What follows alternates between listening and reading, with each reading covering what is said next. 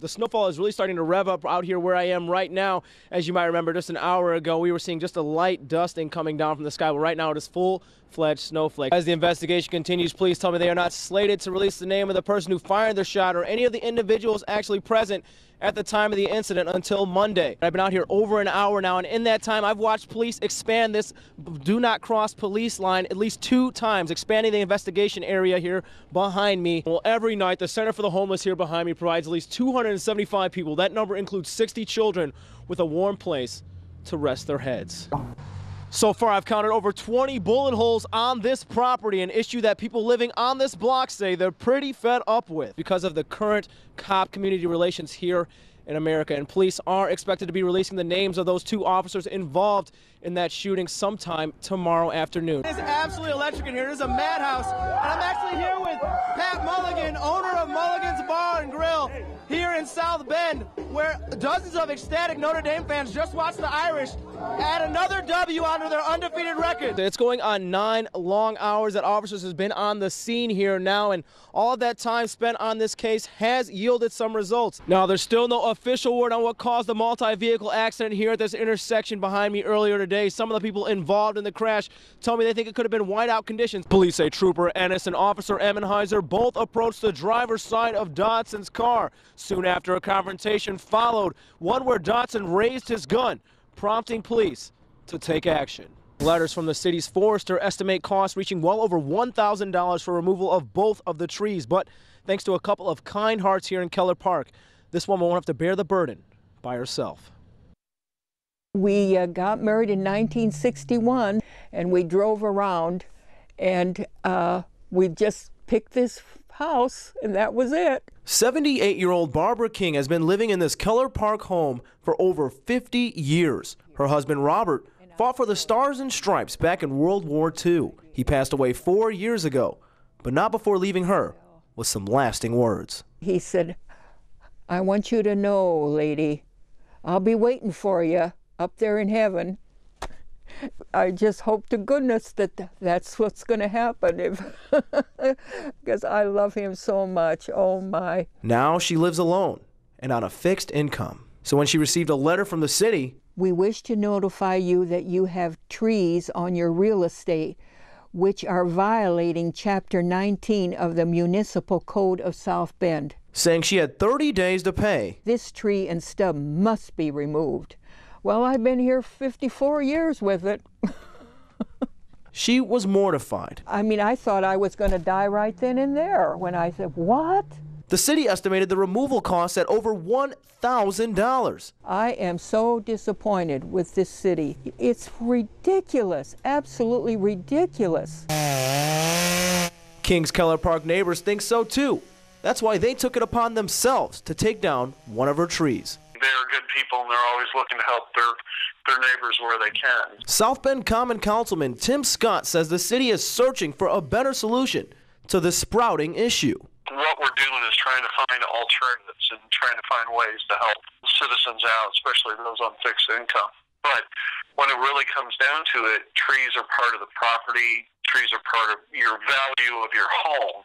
And I've learned that King has already made arrangements to remove the second tree on Monday, and I'm told that the company that is helping her do so is giving her a senior discount. According to court documents, one of Garza's sisters spoke to her over the phone just before midnight on Saturday. Now, she tells police that her sister Angela was waiting for her friend Johnny, or June as she called him, and then she would be on her way to make Christmas cookies with the rest of the family. Well, after some time had passed and still no sign of her, Garza's family tried calling her again, but there was no answer. And now they know why. You had to take a liking to her because her smile just blew you away. Just her smile, and you were caught. Naomi Olivo still can't get over the shock of losing her friend and former coworker. Court documents reveal a very grim account of what police believe happened Saturday night at Chuck's Tavern, the last night of 25-year-old Angela Garza's life. The bar's owners tell police they went home, leaving Garza to lock up by herself. But when they returned the next day, when they got there, they found a female, approximately 25 years old, deceased. Garza's body lying in a pool of blood. Police say not far from her, they found a safe pried open with money missing, along with her car. She had a big heart. She had a big heart, and it's just not fair. It's not fair. It's not fair at all. Naomi Olivo worked with Garza at the tavern, that is until she quit, and Garza took her old shift, closing up. As soon as I heard about it, my heart dropped. I said it had to be her. It had to be her, and it could have been me. This man, 21-year-old Johnnie Nettles, once believed to be Garza's friend, is now accused of killing her. Police found Garza's missing car parked a block away from Nettles' apartment. And later, when they searched his place, they discovered a large amount of money tucked away in his coat and a bloody knife hidden underneath the sink. There's a whole lot of things that perturb me.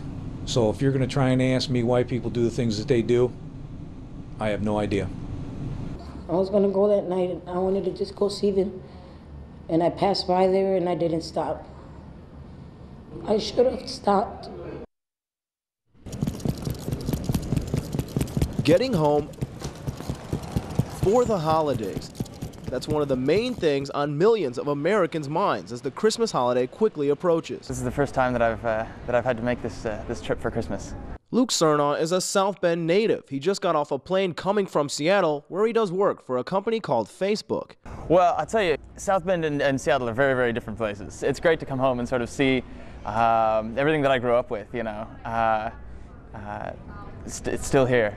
Despite the holiday hassle that many others might have to put up with while traveling, Cernaw says his journey has been more of a Christmas miracle, all thanks to an early start. I grabbed an early flight, and that helped a lot. There weren't too many people in the airport at 6 a.m. I was worried it was going to be a little crazy, but no problem. I got here without any troubles. And while many like Luke chose to head home by plane, others are deciding to use more locomotive means. It's nice to not be able to, or not have to go through security lines and 10-hour rides home. David Lenz is a senior at Notre Dame. He's taking the South Shore train to Chicago to see his folks for Christmas, a method of transportation he's grown accustomed to and can trust to help him avoid any holiday traveling trouble. I've basically been taking this train since freshman year, and it's been like very easy. I can just sleep on the train for 2.5 hours and I get home. 2.5 hours, Lenz says, is well worth withstanding for what awaits him. It'll be great to get home, see a Christmas tree, see some Christmas lights, and really enjoy the holiday season.